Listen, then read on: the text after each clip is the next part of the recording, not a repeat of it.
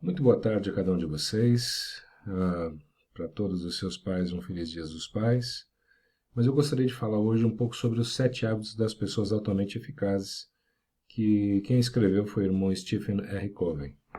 É interessante falar sobre essa situação porque muitas vezes a gente volta para casa e a primeira coisa que a gente tem é muito medo e cria-se uma grande insegurança.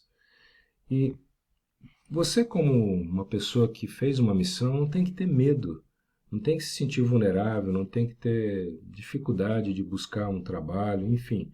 Não tem que ter medo de perder algumas vezes o trabalho, você tem que continuar a sua vida, você tem que dar realmente aquela volta por cima, independente dos problemas. A culpa e aquela condição de vítima é sempre muito complicado. Então, aonde quer que você se encontre um problema, onde você esteja, nas dificuldades que tiver, você geralmente encontra sempre um dedo, né, de acusação, acusatório da culpa. Então, toda a sociedade está viciada em buscar alguém tem que ser culpado. Então, você pode começar a pensar, puxa, mas eu fiz uma boa missão e por isso, sei lá, ou deixei de fazer alguma coisa. Então, a gente fica assim um tanto quanto preocupado se realmente está tudo certo, ou se nós estamos fazendo certo, mas não fique sem a esperança, né? Tenha a esperança que vai dar tudo certo.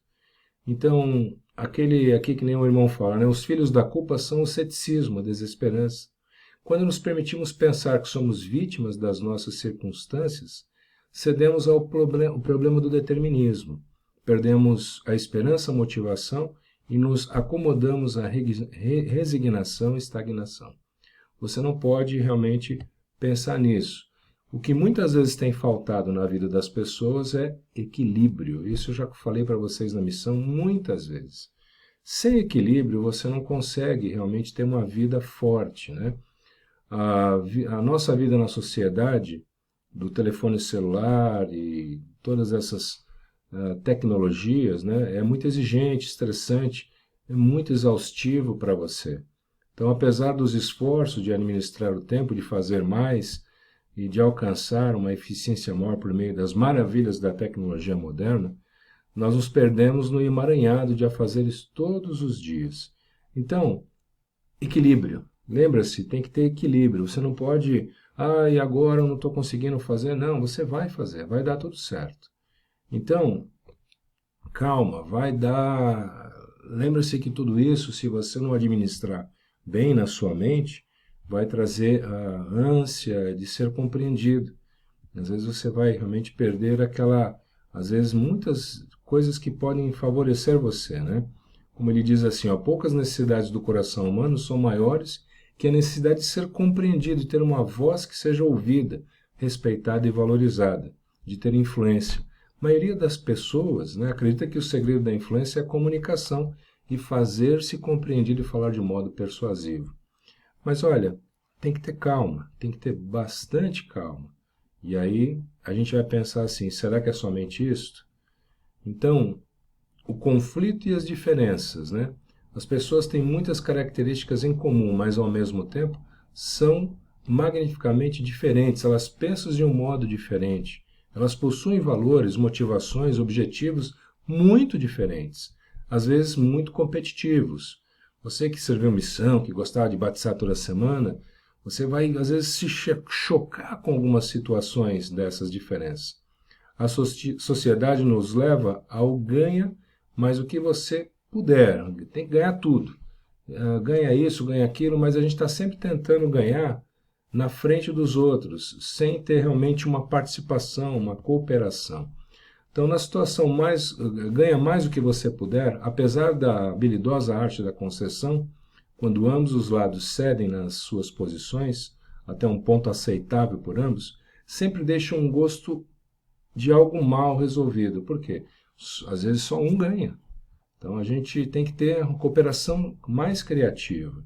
O princípio da cooperação criativa possibilita desenvolver soluções melhores, né, do que a ideia original dos interlocutores. Ou seja, a cooperação criativa vai ajudar nós a implantar esta ação em nossas vidas, né, na empresa que você for trabalhar. Então, necessitamos eliminar estagnação em nosso meio. A natureza humana é quadrimensional: corpo, mente, coração e espírito. Mas, para isso funcionar muito bem, você tem que estar bem no seu corpo. A tendência cultural é manter o estilo de vida, tratar os problemas da saúde com cirurgia e medicamentos, mas nem sempre funciona assim. Se você está um pouco fora do peso, o que você tem que fazer? Você tem que começar a trabalhar o seu corpo, trabalhar a mente, ver se está tudo correndo corretamente. Evitar as doenças e os problemas alinhados ao estilo de vida para que fique em harmonia com os princípios de saúde estabelecidos e aceitos universalmente. Então pensa nisso. Você tem que ter essa cooperação criativa entre você e você mesmo, mas entre você e outras pessoas também.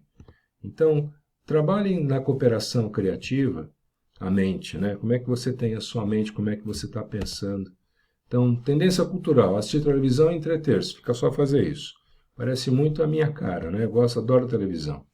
Agora, um princípio bom: ler amplo e profundamente, educação contínua. Trabalhar essas questões na sua mente. Lembre-se também que a cooperação criativa vai trazer o seu coração como uma coisa importante. Qual a tendência cultural disso? Usar os relacionamentos com outros para favorecer seus interesses pessoais e egoístas. Qual é o princípio? Ouvir profundamente os outros com respeito a servi-los. São atitudes que causam enorme realização e alegria.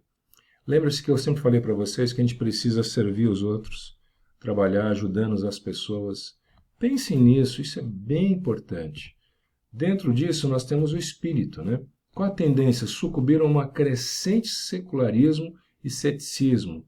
Muitas pessoas estão perdendo essa espiritualidade, perdendo essa fé e essa força. Mas vocês precisam trabalhar isso com muito carinho, com muita atenção. Princípio: reconhecer a imagem, a origem da nossa necessidade, fundamental de significado e de tudo positivo que buscamos na vida. São princípios cujas leis naturais eu pessoalmente acredito terem origem no Pai Celestial. Ou seja, olhem a maneira de você ter um espírito forte e ajudar as pessoas. É muito importante que a gente possa realmente estar sempre muito focado, né? Muito focado nas coisas do Pai Celestial. Muito vivenciado naquele princípio de fazer o que é certo. Você que retornou para casa, você precisa ter assim um ponto de pensar: puxa, por que a minha vida não está indo bem? Por que eu não estou tendo sucesso, vamos dizer assim, com a parte do namoro ou coisas nesse sentido? Pensa nisso, você tem que pensar: puxa, como é que eu consigo desenvolver a minha vida de uma forma boa com a minha família? Como é que a minha família eu posso viver bem? Então pensa no trabalho com sua família, pensa como você pode ter um bom desempenho na sua unidade. Às vezes a gente recebe um chamado e a gente não faz com o coração, não faz da forma que deve ser. Então pensa: como é que eu consigo desenvolver o meu chamado na minha ala? Como é que eu sou uma pessoa interessante para o bispo que está me solicitando, seja aí na BYU, seja no Peru, seja aqui no Brasil? Como é que eu consigo ajudar de uma forma efetiva?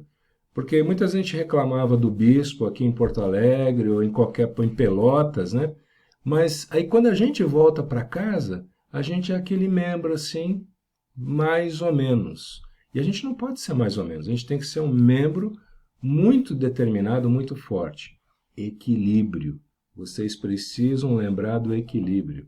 O equilíbrio é tudo na vida. Se a gente não desenvolver o nosso equilíbrio com tamanha força, então nós não vamos ter bons hábitos.